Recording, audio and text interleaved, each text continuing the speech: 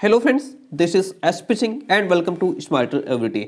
हम लोग पढ़ रहे थे शिक्षा के तकनीकी परिप्रेक्ष्य, ठीक है, जो कि चैप्टर 7 था। बाकी आप अपने यूनिवर्सिटी के हिसाब से देख लीजिए आपके यहाँ कौन सा चैप्टर है। तो इसको जो चैप्टर का नाम था, टॉपिक है हमारा शिक्षण के स्तर या अध्यापन के स्तर भी हो सकता है। उसमें कल हमने कुछ इंपॉर्टेंट टॉपिक्स शिक्षण का स्तर पढ़ लिया था, अर्थ, परिभाषाएं, विशेषताएं सब पढ़ लिया था। आज हमारे सामने क्वेश्चन है जो कि बहुत इंपॉर्टेंट है, शिक्षण सूत्र का अर्थ क्या होता है। ठीक है, इसमें हम लोग बहुत इंपॉर्टेंट चीजें जानेंगे, जैसे सरल से जटिल की ओर, ज्ञात से अज्ञात की ओर। ये शिक्षण सूत्र यानी बच्चों को पढ़ाने का सूत्र, किस तरीके से हम बच्चों को पढ़ाते हैं। स्थूल से सूक्ष्म की ओर चलते हैं, पूर्ण से अंश की ओर चलते हैं, अनिश्चित से निश्चित की ओर जाते हैं, प्रत्यक्ष से अप्रत्यक्ष की ओर, विश्लेषण से संश्लेषण की ओर।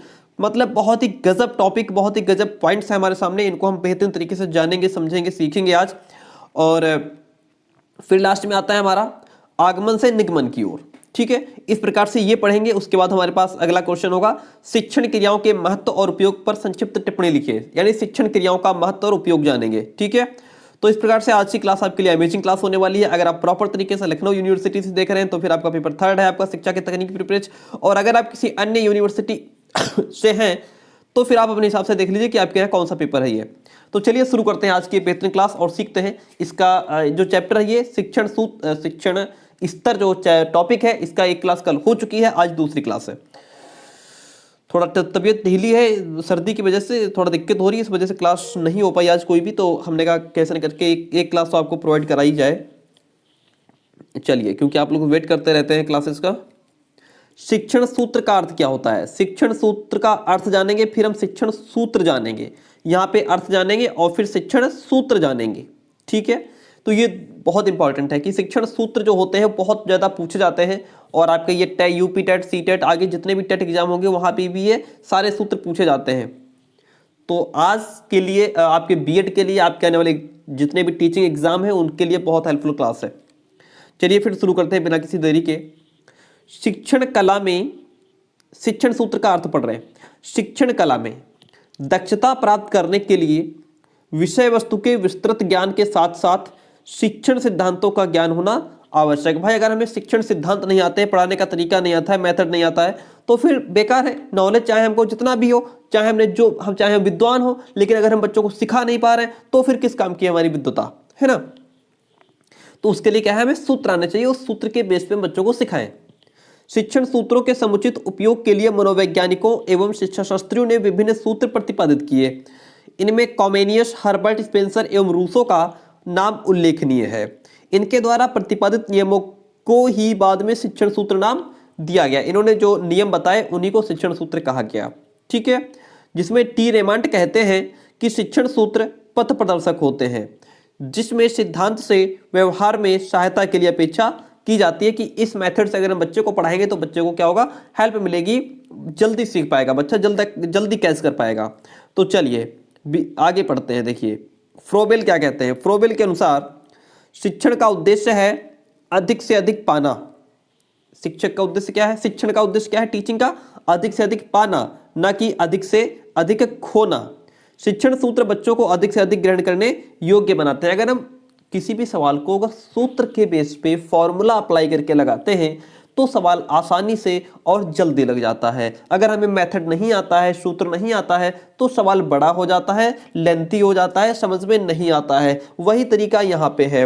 अगर हम किसी भी टॉपिक को बच्चे को पढ़ा रहे हैं, अगर उसका एक बेस होगा, एक आधार होगा, किसी सूत्र के बेस पे, फॉर्मूला के बेस पे सिखाएंगे तो बच्चा जल्दी सीख पाएगा, है ना। जैसे हम लोग इंग्लिश पढ़ाते हैं, इंग्लिश में हम बच्चों को बता देते हैं कि बेटा ये सब्जेक्ट लिखना, फिर वर्ब की फर्स्ट फॉर्म लगा देना, उसके बाद ऑब्जेक्ट लिख देना, तो तुम्हारा प्रेजेंट इंडेफिनिट का सेंटेंस बन जाएगा, है ना। तो ये क्या, हमने एक सूत्र बता दिया, बच्चे ने सब्जेक्ट देखा, बच्चे ने वर्ब देखी, बच्चे ने ऑब्जेक्ट देखा और सेंटेंस फ्रेम कर दिया। तो ये तरीका बताना जरूरी होता है, जिससे कि बच्चा जल्दी सीख जाता है।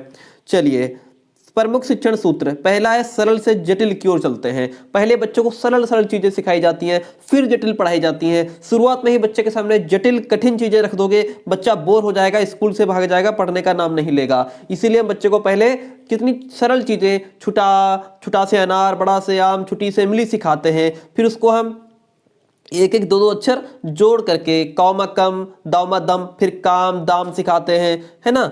ये क्या है, सरल से जटिल की ओर हम लोग चलते हैं। मनोवैज्ञानिकों ने यह सिद्ध कर दिया है कि बालक सीखने में सहज सरल की ओर आकर्षित होता है। अब हम लोग भी हैं, मैच्योर हो गए हैं, अगर हमारे सामने ही कोई चीज डायरेक्ट रख दो, टफ चीज हो, तो हम लोग क्या होगा, उससे भागने की कोशिश करेंगे। लेकिन अगर आसान चीजें हैं, अभी मैं आपको ये कठिन तरीके से समझाने लग जाऊं तो आप क्लास छोड़ के भाग जाएंगे। अगर मेरी समझाने की जो मैं समझा रहा हूं वो चीज आपको समझ में आ रही होगी तो फिर क्या है, क्लास में आपको इंटरेस्ट आएगा, आप लास्ट तक बने रहेंगे। ये चीजें होती हैं। इस कारण सहज सरल की ओर ज्यादा आकर्षित होते हैं हम लोग। इस कारण शिक्षण के समय छात्रों को पहले सरल अवधारणा बताई जाए जिससे वे पहले से ही परिचित हों। ऐसी चीज बताइए जिससे वो थोड़ा बहुत पहले से परिचित हो, है ना। जैसे मैंने आपको बताया कि सरल से जटिल की ओर की मतलब क्या है कि अब जैसे आप लोगों को पता है कि हाँ सर सही बता रहे हैं कि पहले छोटा से अनार बड़ा से आम पढ़ते हैं, है ना, काम दाम पढ़ते हैं। तो इन चीजों से आप परिचित हैं, आपको समझ में चीज आ रही है कि कैसे हम सरल से जटिल की ओर चलते हैं और समझने में सहजता का अनुभव भी कर सकें कि हाँ हमको समझ में आ रहा है। सरल अवधारणा का मतलब है उन अवधारणाओं से जो बच्चों के लिए सरल हो, न कि शिक्षक और प्रौढ़ों के लिए सरल हो। सरल का मतलब ये नहीं कि जो टीचर के लिए सरल हो कि अरे चलो ये हमारे लिए सरल है, बच्चों के लिए अरे हमारे लिए तो सब सरल है। अब मैं आपको जो चीज़ पढ़ा रहा हूँ मैं इसको पढ़ चुका हूँ, मैं बीएड कर चुका हूँ, मेरे को ईजी लगता है, लेकिन आपके लिए तो टफ है ना। तो ऐसा नहीं कि अगर मेरे लिए सरल है तो हम वो पढ़ाएं, टीचर के लिए सरल है तो उस चीज़ को पढ़ाया जाए, बच्चों के लिए भले कितना भी टफ हो। ऐसा नहीं है, जो चीज़ बच्चों के लिए भी सरल हो उसको क्लास में पहले हम बच्चों को सिखाएं। बच्चों के लिए सरल हो, ना कि शिक्षक और प्रौढ़ों के लिए सरल हो। उदाहरण के लिए गणित पढ़ाने में छात्रों को पहले क्या करते हैं, जोड़ सिखाते हैं। बेटा 2 और 2 4 होते हैं, फिर 2 से 2 घटाओ तो 0 आएगा, 2 दूनी 4 होता है, है ना, जोड़ घटाना गुणा भाग जैसी सहज संक्रियाओं का अध्ययन कराएं। ऐसा तो है नहीं डायरेक्ट पाइथागोरस प्रमेय पढ़ाने लग जाएंगे। उसके पश्चात भिन्न पढ़ाते हैं, फिर एक एक नियम पढ़ाते हैं, फिर प्रतिशतता पढ़ाते हैं, फिर बीजगणित के सवाल x² + 2x+ करके पढ़ा देते हैं, है ना। एक क्रम होता है, एक सीक्वेंस होता है। सरल से जटिल की ओर समझ में बात आ गई कि कैसे हम लोग पहले सरल चीजें पढ़ते हैं, फिर धीरे धीरे टफ की तरफ चलते हैं ताकि बच्चा बोर ना हो, धीरे धीरे चीजों को सीखता चला जाए। चलिए अब आगे बढ़ जाते हैं अज्ञात से अज्ञात की ओर। जो चीजें ज्ञात हैं पहले उनको कवर की जाए, फिर धीरे धीरे अज्ञात की ओर बढ़ा जाता है। ज्ञात से अज्ञात की ओर बालक के पूर्व ज्ञान के आधार पर नए ज्ञान की प्रदत्ता आसान होती है। जो चीज बच्चे ने पहले सीख रखी है उसी के बेस पे पहले थोड़ा सा पिछला कवर करेंगे, उसके बाद नई चीजों को सिखाएंगे। डायरेक्ट नया रख देंगे तो फिर दिक्कत हो जाएगी।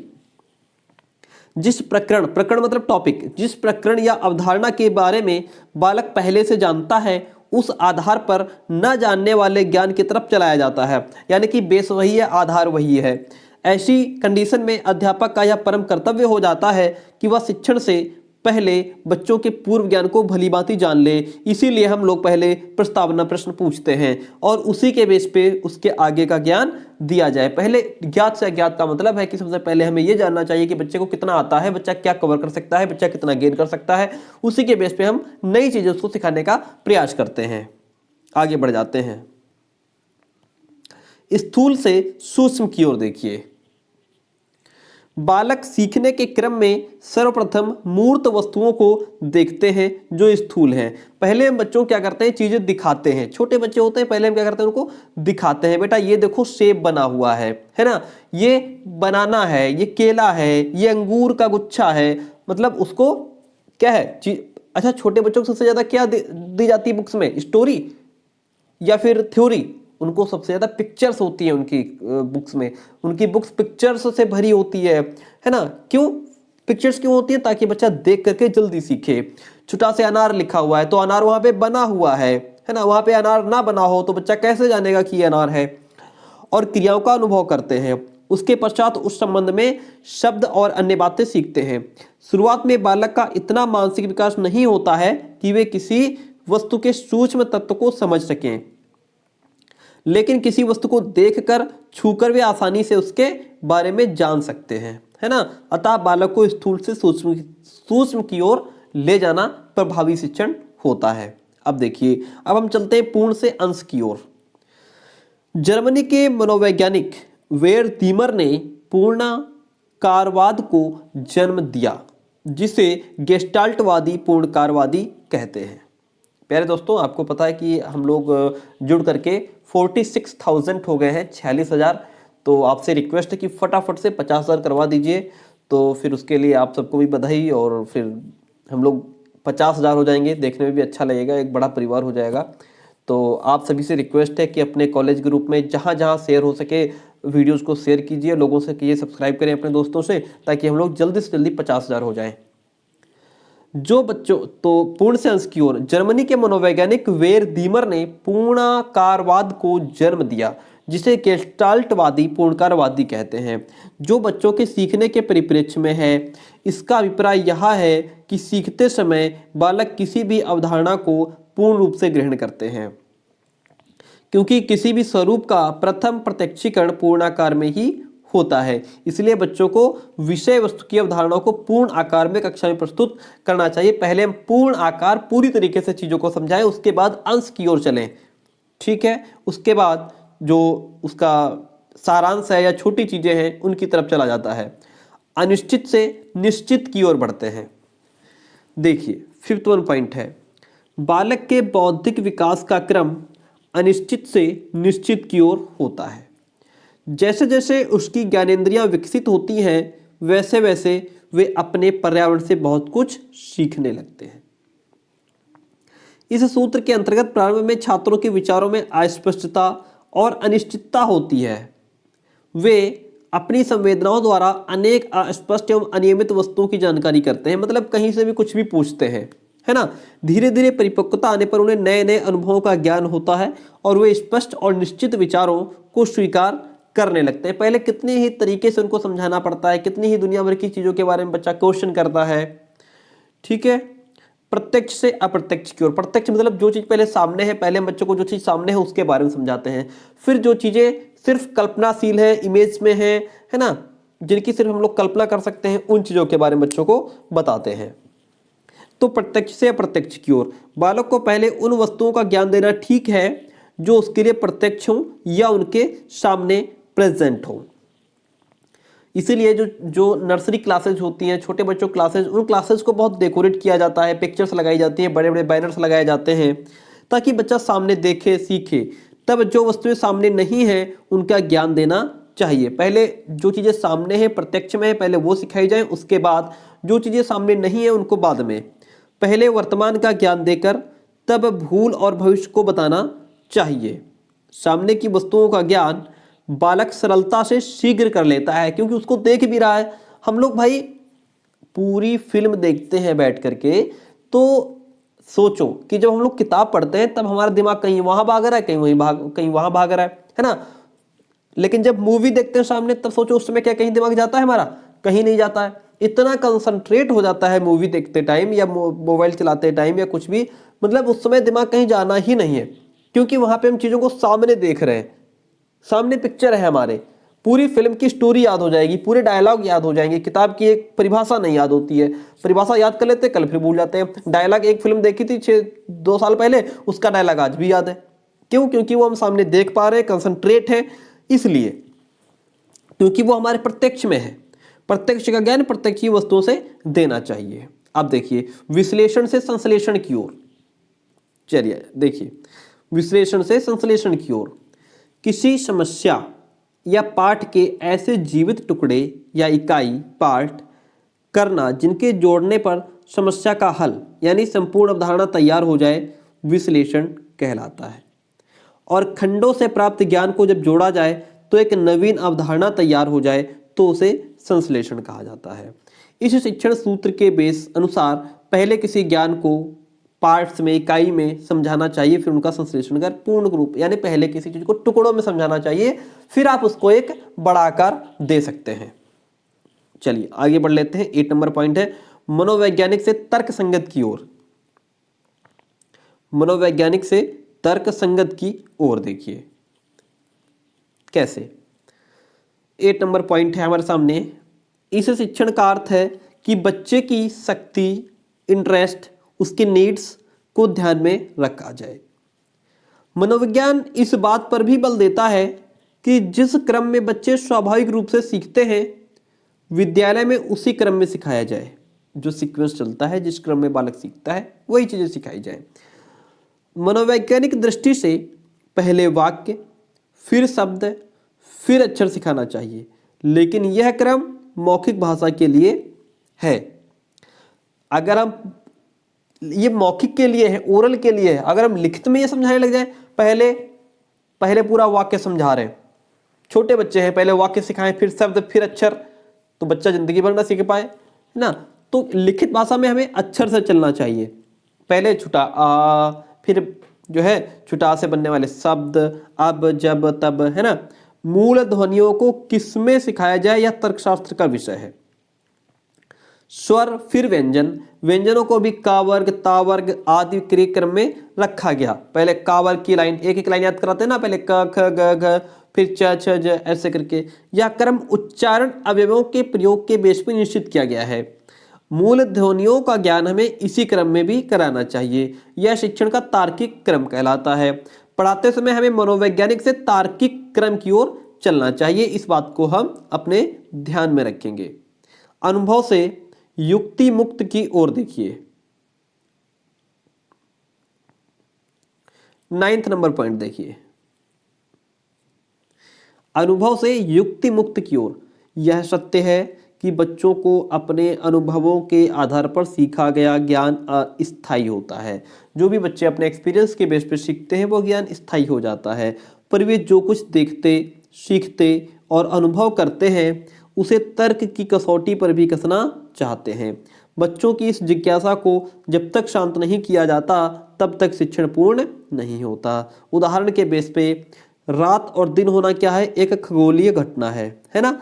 बच्चे जानते हैं कि रात दिन एक दूसरे के बाद आते हैं, लेकिन वे ये भी जानना चाहते हैं कि ऐसा क्यों होता है, कारण क्या है। बच्चे की जिज्ञासा और भी तीव्र हो जाती है कब, जब वे रेडियो में रात के समय सुनते हैं कि कहीं दूसरे गोलार्ध में क्रिकेट का मैच चल रहा है और वहाँ धूप है और खेल हो रहा है, यहाँ तो रात हो गई है और अमेरिका में सूर्य निकल रहा है। बच्चे की इस जिज्ञासा को शांत करने के लिए उन्हें सौरमंडल का ज्ञान, प्रयोगों द्वारा उनकी गति दिखाकर, रात दिन होने के कारणों का स्पष्ट करके, तर्कों द्वारा उनकी अनुभूति की पुष्टि की जाती है। ये हो गया अनुभव से युक्त मुक्ति की ओर। अब देखिए, प्रकृति का अनुसरण करके भी सिखाने का एक सूत्र है। इस शिक्षण का सूत्र का प्रतिपादन शिक्षा शास्त्री रूसो ने किया था।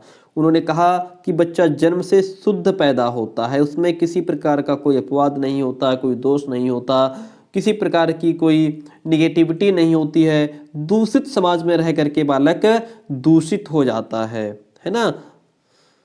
उन्होंने नारा लगाया कि बच्चे का विकास प्राकृतिक रूप से होना चाहिए। बच्चे को अपनी प्रकृति के अनुसार विकास का अवसर देते हेतु शिक्षण करना चाहिए। छोटे बच्चों को खेल विधि तथा बड़े बच्चों को मनोवैज्ञानिक विधि से शिक्षा दी जानी चाहिए। बच्चों को खेल खेल में सिखाना चाहिए। अब आता है आगमन से निगमन की ओर। विशिष्ट उदाहरणों, दृष्टांतों से कोई सामान्य नियम अथवा सिद्धांत निकलवाना आगमन विधि है। यानी कि पहले उदाहरण दो, फिर जो है उसमें नियम बताओ, सिद्धांत बताओ, ये हमारा आगमन विधि है। नियमों को जान लेना ही पर्याप्त नहीं है, इससे उनके प्रयोग का कौशल भी विकसित किया जाता है कि उनको यूज कैसे करना है, प्रयोग में कैसे लाना है। विभिन्न परिस्थितियों में नियमों और सिद्धांतों का प्रयोग भी वांछित है। इस सिद्धांत के अनुसार आगमन विधि द्वारा नियम सिद्धांत बनाए जाएं, जिन्हें निगमन विधि द्वारा सत्यापित करना चाहिए। तो ये था हमारा क्वेश्चन, जो जिसमें बताया गया कि शिक्षण सूत्र क्या होते हैं, कितने होते हैं। 11 शिक्षण सूत्र हैं। अगर क्वेश्चन आ जाए तो आप 8, 10, 7, 8 लिख देना, एनफ हो जाएगा। ठीक है, इसके बाद हम चलेंगे बहुत ही बेहतरीन क्वेश्चन, बहुत ही लाजवाब क्वेश्चन, शिक्षण क्रियाओं के महत्व और उपयोग पर संक्षिप्त टिप्पणी लिखनी है। देखिए, शिक्षण क्रियाओं के महत्व और उपयोग पर संक्षिप्त टिप्पणी लिखिए। देखिए, शिक्षण की क्रियाओं का मुख्य लक्ष्य छात्रों में अपेक्षित व्यवहार परिवर्तन ला। भाई, टीचिंग का मतलब क्या है, शिक्षण क्या है? शिक्षण का सीधा सा अर्थ है कि हम बच्चों में अपेक्षित व्यवहार में परिवर्तन लाएं। प्रत्येक राष्ट्र और समाज अपनी संस्कृति तथा मूल्यों को शिक्षण की क्रियाओं द्वारा नई पीढ़ी को देता है। इसलिए समाज शिक्षा संस्थाओं की स्थापना करता है जिनमें शिक्षण क्रियाएं संपादित की जाती हैं। शिक्षण की क्रियाओं का निम्नलिखित महत्व है। शिक्षण की क्रियाओं का महत्व क्या है? अध्यापक शिक्षा में उपयोगी होता है। शिक्षण क्रियाओं का ज्ञान अध्यापक शिक्षा में अत्यंत उपयोगी है, क्योंकि यह छात्र अध्यापकों के शिक्षण कौशलों के विकास में क्या होता है? सहायक होता है, हेल्पफुल होता है। इसकी सहायता से वे शिक्षण समस्याओं के समाधान के लिए प्रयत्न एवं भूल की विधि से बच सकते हैं। अगला है नेक्स्ट वन, सेवारत अध्यापकों के लिए उपयोगी। शिक्षण की क्रियाओं के बोध से शिक्षक अपने शिक्षण कौशल का विकास कर सकते हैं और शिक्षण को अधिक प्रभावशाली भी बना सकते हैं। शिक्षण सिद्धांत के विकास में भी उपयोगी। देखिए, शिक्षण क्रियाओं का ज्ञान, जो शिक्षण क्रियाएं हैं, जो टीचिंग एक्टिविटीज हैं, उनका ज्ञान शिक्षण चरों के अंतर संबंध का प्रयोग सिद्ध प्रमाण प्रस्तुत करता है, जो शिक्षण सिद्धांत के विकास में सहायक सिद्ध होता है। प्रभावशाली शिक्षण में क्या होता है? शिक्षण क्रियाएं हमें विभिन्न स्तरों पर उपयुक्त शिक्षण क्रियाओं के प्रयोग द्वारा प्रभावशाली शिक्षण की व्यवस्था करने के योग्य बनाती हैं और ये समुचित अधिगम स्थितियों का निर्माण करती है जो वांछित लक्ष्यों की प्राप्ति में सहायक होता है। फिफ्थ वन है, प्रभावशाली अनुदेशन का विकास होता है। शिक्षक के कार्यों का संपादन अनुदेशन की सहायता से ही किया जा सकता है। शिक्षक के कार्यों का संपादन कैसे किया जा सकता है? अनुदेशन की सहायता से। इसलिए अनुदेशन की रूपरेखा तैयार करने में शिक्षण की क्रियाएं एक वैज्ञानिक आधार भी प्रदान करती हैं। प्रभावशाली अंतःक्रिया, शिक्षण क्रियाओं से कक्षीय एवं अंतःक्रिया को प्रभावशाली बनाया जा सकता है। जो शिक्षण क्रियाएं हैं उनसे कक्षीय और अंतःक्रिया करने के बाद इंटरेक्शन करने को लेकर के शिक्षण को प्रभावशाली बनाया जा सकता है। लास्ट वन पॉइंट है, उपयुक्त अधिगम स्थितियां अपना करके शिक्षण क्रियाएं अंततः वांछित उद्देश्यों की प्राप्ति के लिए अधिगम की उचित स्थितियां उत्पन्न करती हैं।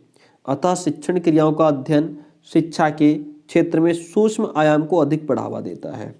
सूक्ष्म आयाम का तात्पर्य शिक्षण क्रियाओं के वैज्ञानिक विश्लेषण से है और यह शिक्षण के निरीक्षण और विश्लेषण के लिए वैज्ञानिक आधार प्रदान करता है।